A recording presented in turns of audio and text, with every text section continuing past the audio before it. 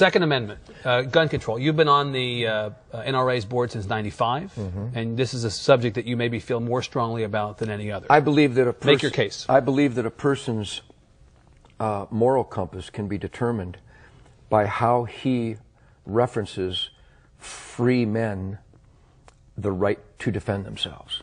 The Second Amendment is so obvious to me, it's insane that there's an argument. God gave, let's pretend there is no document. Let's pretend brave families didn't leave the tyrants and the slave drivers of Europe so that they could practice the religion of their choice, so that they could speak out without being murdered, that they could produce wool without the king's men coming and taking it from them every season of harvest. Let's pretend none of that happened. Let's just pretend this guy named Ted Nugent parachuted onto Earth and woke up one morning and saw these wonderful resources and had dreams of excellence and being the best that I could be.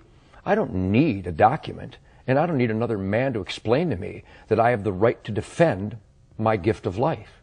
And that there is an argument in America from Hillary Clinton, from Barbara Boxer, Dianne Feinstein, from a whole gaggle of numbnuts who would try to tell me they will dictate where, how, and if I can defend myself.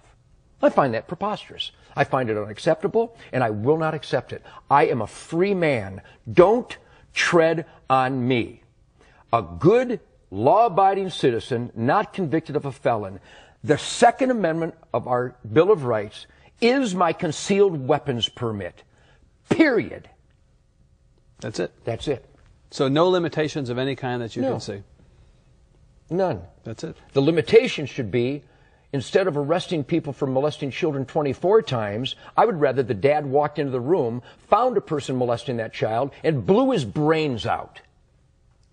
I would rather that the lady in Massachusetts last month who was taking her daughter to soccer, who was carjacked by a recidivistic maggot who'd been in the prison system all his life but was let out again because we feel sorry for him. Maybe he had a bad childhood. Instead of her being hijacked and murdered, I'd rather she just shot the bastard dead.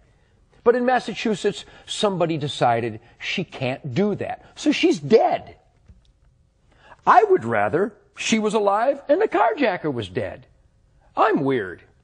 I would rather that the guy who beat this lady to within an inch of her life in Waco, on parole was he, phenomenal, and beat her to within an inch of her life in front of her grandchildren with a whiskey bottle. I would rather she fell to the ground, pulled out a .38, and shot him 6 times in the chest and killed him.